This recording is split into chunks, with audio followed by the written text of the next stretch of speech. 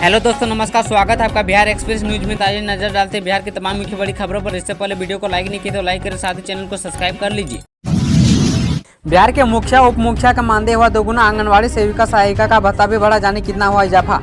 बिहार के पंचायती राज संस्थाओं की ग्राम पंचायत व ग्राम कचहरी के 6 पदों के प्रतिनिधियों के मानदेय में वृद्धि की गई है, जिसके बाद मुखिया उप मुखिया सरपंच का मानदेय को दोगुना कर दिया गया है। मुखिया को 5,000 रूपए जबकि उप मुखिया को 2,500 रूपए मानदेय दिया जाएगा। वहीं आंगनबाड़ी सेविका सहायिका के मानदेय के प्रस्ताव को भी मंजूरी दे दी गई है। अब आंगनबाड़ी सेविका को 7,000 और सहायिका को 4,000 रूपए मानदेय मिलेगा। इसके अलावा सोमवार को सीएम नीतीश कुमार की अध्यक्षता में हुई कैबिनेट की बैठक में बिहार IT पॉलिसी 2024 सहित 19 प्रस्ताव पर मुहर लगी है। बिहार में मत्स्य पालन को मिलेगा बढ़ावा, नीतीश सरकार दे रही है 50% अनुदान, इसे मिलेगा योजना का लाभ।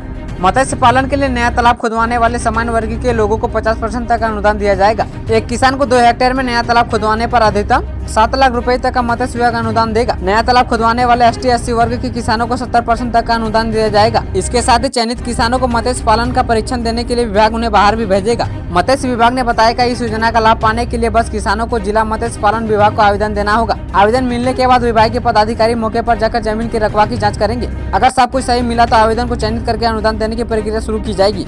नई योजना के तहत अति पिछड़े वर्ग के लोगों को तालाब खुदवाने पर 90% तक का अनुदान दिया जाएगा। पिछड़े वर्ग के लोग जिसके पास जमीन नहीं हुई, जमीन लीज पर लेकर तालाब का निर्माण करा सकते हैं। इसके लिए जमीन का कम से कम 9 साल का एग्रीमेंट जरूरी होगा।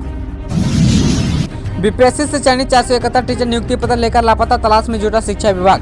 बिहार के दरभंगा जिले में प्रथम चरण में BPSC की ओर से चयनित 471 शिक्षकों ने अब तक स्कूलों में योगदान नहीं दिया है। इन 19 शिक्षकों के बारे में न तो जिला शिक्षा पदाधिकारी को कोई जानकारी है और न ही हेडमास्टर या प्रखंड शिक्षा पदाधिकारी के पास कोई सूचना है। शिक्षा विभाग की ओर से बताया जाता है कि 795 ऐसे 19 शिक्षक हैं जिन्होंने औपचारिक नियुक्ति पत्र तो प्राप्त कर लिया है, लेकिन मूल नियुक्ति पत्र और पदस्थापना का पत्र नहीं प्राप्त किया है।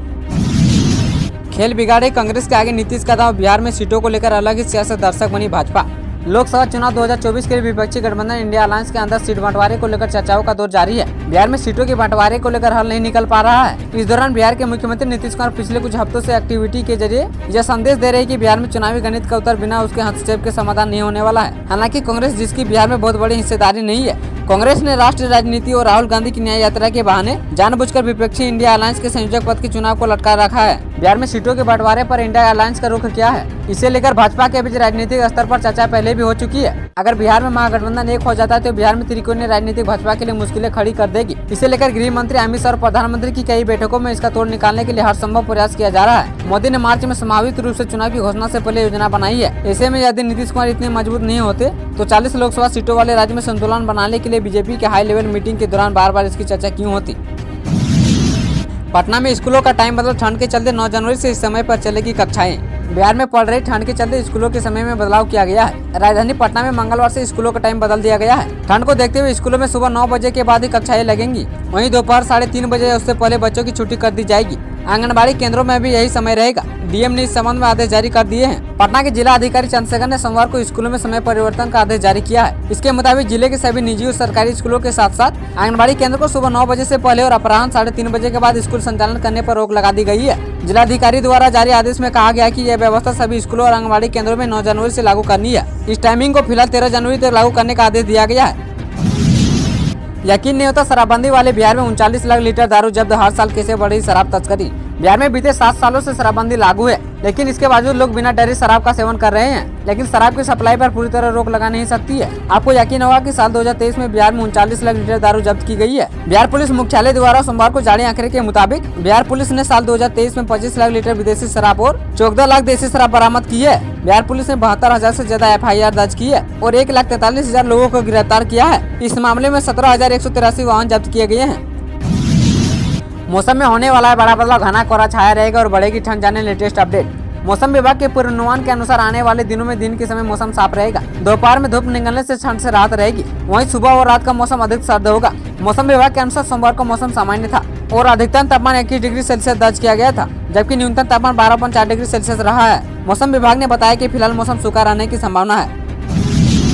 बिहार के 5 लाख से अधिक बच्चों का स्कूल से कट चुका है नाम, जाने किसे फी लिया जा रहा है दाखिला।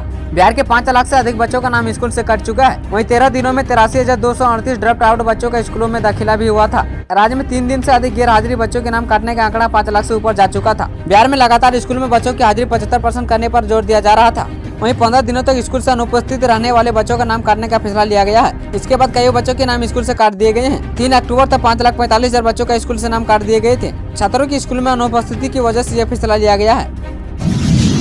पटना कॉलेज के 161 साल पूरे कई महान हस्तियों ने यहाँ की पढ़ाई कभी कैंपस में चाहता था विधान परिषद का सेशन। पटना कॉलेज के 161 साल पूरे हो गए हैं। इस कॉलेज से कई महान हस्तियों ने पढ़ाई की है। वहीं इस कॉलेज के कैंपस में कभी विधान परिषद का सेशन भी चलता है। साल 1863 में 9 जनवरी के दिन इस कॉलेज की स्थापना पूरी हुई थी। वहीं साल 1971 में फिल्म सीमाबंद की यहाँ शूटिंग की गई थी। साल 1857 तक इसी कॉलेज में पटना का कल टेस्ट भी था। शिक्षा के क्षेत्र में इस कॉलेज का अहम योगदान है। रवि प्रशांत, जेपी नड्डा, बीपी मंडल, मनोज झा आदि लोगों का इस कॉलेज से जुड़ाव रहा है। पटना कॉलेज ने कई बड़े विद्वान, देशभक्त, लेखक, अधिकारी और पत्रकार को ज्ञान दिया है।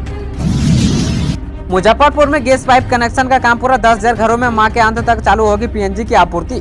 शहर में घरेलू रसोई की पाइप नेचुरल गैस की आपूर्ति की रफ्तार तेज हो गई है। जल्द नए मोहल्ले में यहाँ पाइपलाइन की प्रक्रिया शुरू हो चुकी है। उन घरों में पीएनजी की आपूर्ति शुरू कर दी जाएगी। पीएनजी की आपूर्ति करने वाले एजेंसी IOCL के रिकॉर्ड के अनुसार शहर के अलग अलग मोहल्ले में 10,000 घरों में पीएनजी के कनेक्शन का काम पूरा कर लिया गया है। जानकारी के अनुसार मुजफ्फरपुर में पाइप के टेस्टिंग का काम चल रहा है। नगर निगम क्षेत्र में मिठनपुरा, बेला इलाके में अपार्टमेंट व मोहल्ले में 1500 घरों में पीएनजी से आपूर्ति हो रही है। उम्मीद है कि जिन मोहल्ले में पाइप टेस्टिंग का काम चल रहा है वहीं 1 माह में पीएनजी की आपूर्ति हो सकती है। जिन इलाकों में यह व्यवस्था शुरू हो गई है वहाँ के लोगों को नया अनुभव मिल रहा है।